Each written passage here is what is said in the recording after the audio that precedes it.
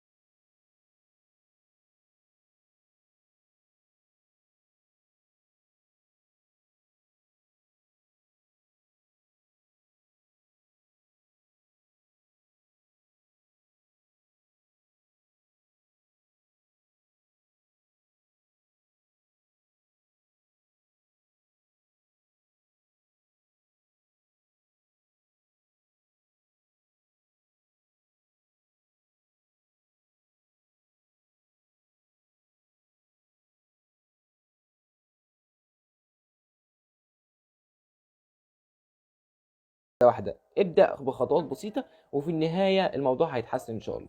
سابع حاجه وهي حاول تتحرك في مكان وانت بتذاكر، ودي من الحاجات اللي انا جربتها. وانت بتذاكر ما تثبتش في مكان، بمعنى انا دلوقتي بذاكر فاتحرك في الاوضه اللي انت بتذاكر فيها.